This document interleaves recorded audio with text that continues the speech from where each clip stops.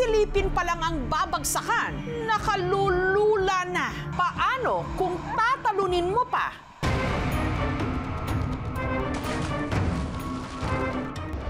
Ang 20 feet na taas ng Palaypay Falls sa bayan ng Pamplona sa Negros Oriental.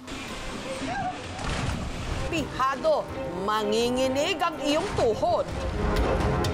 Pero para sa mga naghahanap ng adrenaline rush o excitement, buwis buhay silang nagki-cliff diving. Sobrang lalim na tubig, hindi mo makikita yung ibaba. Tulambak na ka! Pero sa pagtalon ng lalaking ito, Hoy, paghinay ha! Uy, kataas! ang kanyang bagsak Hulga! napasama. Hulga! Nakuha na to! Kuha na! Pagtingin ko sa kanya, pagbagsak niya sa tubig, alam ko na nga parang hindi na yun aahon kasi ang lakas ng impact nakatagilid. Hulga! Hala, Lord! Oh my God! Nakuha na to! Kuha na! At nakakadagdag pa sa kaba na may paniniwala pala ang mga taga rito na taon-taon may kinukuha raw buhay ang talon. Kuha ra pud siya, diwata diya. Munang puro jud laki ang nangtabo diya. Dili pwede kuno nga nang maligo ba ma-breath. Tatalon ka pa ba? Hulga! Hala, Lord! Oh my God! Tumalon sa bangin? Ingat lang dahil isang maling hakbang o bagsak lang, buhay ang kapalit. Para humabol sa patapos ng tag-init, nag-outing sa Palaypay Falls ang barkada ni Justin. Sarap talaga dito kasi tourist spot to eh. Meron kasi ritong 3 maliliit na waterfalls at ang pinakapatok sa mga turista, ang pinakamataas na talon na nasa 15 feet ang taas. Sa mga maglalakas loob na tumalon dito, ang babagsakan, malamig na tubig na may lalim namang 10 feet. Adventure lang, saka experience ulit. Palagi na akong tumatalon sa itaas na yan eh. It's risky.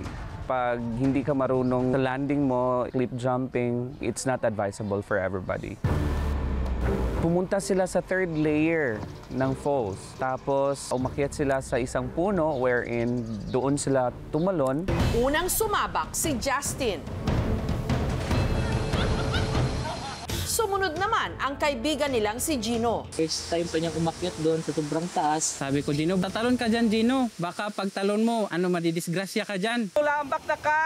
Gayunman, si Gino, buo ang loob. Hoy, paghinay ha! Uy, kataas! Pero sa halip na mauna ang ulo, pabulusok sa tubig, unang bumagsak ang kanan niyang paa at sumalpok siya sa tubig ng paharap.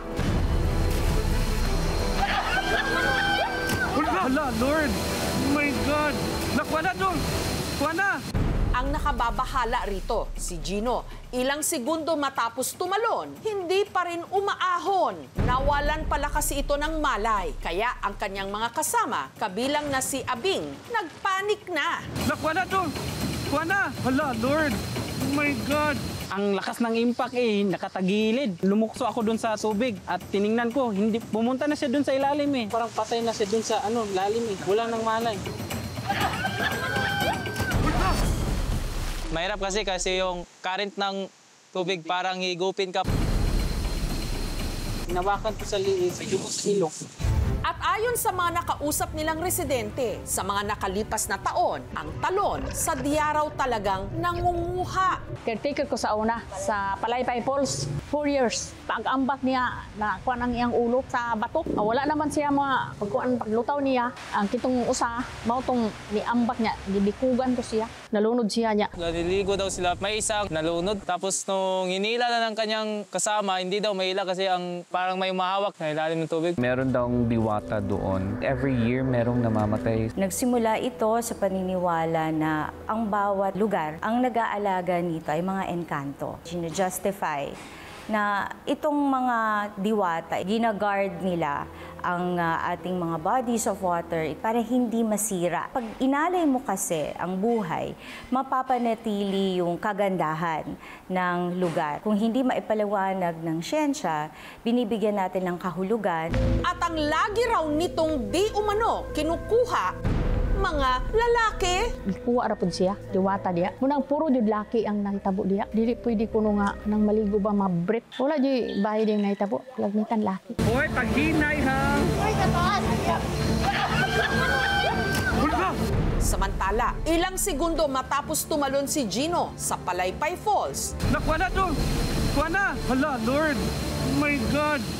nawalan ito ng ulirat sa sama ng kanyang bagsak. Hindi safe po yung pagdadive sa mga cliff na ganito. Marami pong pwedeng mangyari po talaga. As simple as pwedeng galos lang or pwedeng pasa lang, to as worse as mabalian ka ng buto, pwede mo ikamatay. Si Gino, sinagip ng kanyang mga kasama at dinala sa gilid ng talon. Pinahinga po lang muna namin siya. Ano po talagang sinabi niya is nahilo daw siya, masakit daw yung hilid niya at saka dito. Mas nirecommend sana namin ang magre-rescue ay talagang trained rescuer o trained first aider. Kailangan po yung biktima ay naka-head tilt siya habang dalhin siya sa pinakaligtas na lugar. At kung kailangan pong dalhin sa pinakamalapit na hospital, yun po ang the best nating paraan. Hoy, paghinay ha! Hoy, kataas! Hala, Lord! Oh my God! Maswerte si Gino na nanakit lang ang kanyang leeg at katawan sa lakas ng impact ng kanyang pagbagsak. Yung sa 2 days is masakit talaga. Pero nung nag-inom ako ng antibiotic, nawala na. Nagsisisi talaga ako bakit ako tumalon dun. Nung papunta kami dun, may kakaiba na ako nararamdaman. Parang hindi ako comfortable sa lugar na yun. Parang may nangyayari. Pagtalon ko dun, hindi agad bumitaw yung kamay ko dun sa puno. Kaya yun ang nangyari, pagbagsak ko, para ako nag-collapse dun sa ilalim. Yung tinalunan mismo, may namatay na pala dun dati. Taon-taon talaga yun, may nangunguha. Hindi ako naniniwala sa mga ganyan, ma'am, no? Personally. Huwag po kayong matakot sa mga elemento. Safe naman po yung area. Kung maligo man sa Palaypay Falls po, extra measures na lang po. Ingat lang talaga po. Maiwasan ang mga katulad na aksidente, ang lokal na pamahalaan ng Pamplona magpapatupad ng safety precautions sa Palaypay Falls. We will have a lifeguard. Lalagyan din namin kung gaano kalalim yung falls at yung area na bawal yung mga bata maligo at saan yung pwedeng safe sila na magligo. Yung diving po, okay lang naman, but doon lang sa mismong medyo mababa lang. We discourage yung mga tumatalon sa mismong puno. Ang ligtas na pagtalon sa mga cliff ay nirecommend talaga ng mga expert ng maximum of 15 meters lang. Kailangan po marunong ka dapat mag-equalize pagtalon mo. Isir mo yung ilong mo, buga ka na hangin sa tenga. Position ang kamay mo pag ganon. Pagtalon mo, dapat nauna ang paa, never po mauna ang ulo. Hindi po pwede ang isang tao mag-undergo ng extreme sports kung hindi siya physically fit at hindi siya prepared. We don't want to compromise yung safety over leisure. Hindi na ako mag-ulit ng dive. Maligo lang kayo at wag nang mag-dive-dive sa matataas kasi para iwas disgrasya rin. Sabi ng iba, conquer your fears o daigin ang iyong takot. Pero dapat matuto rin tayong tumantya dahil kung hindi tayo mag-iingat, baka mapatalon na lang tayo kung mangyari ang ating pinaka-kinatatakutan. Hala, Lord! Oh my God! Thank you for watching, mga kapuso. Kung nagustuhan niyo po ang videong ito, subscribe na sa GMA Public Affairs YouTube channel. And don't forget to hit the bell button for our latest updates.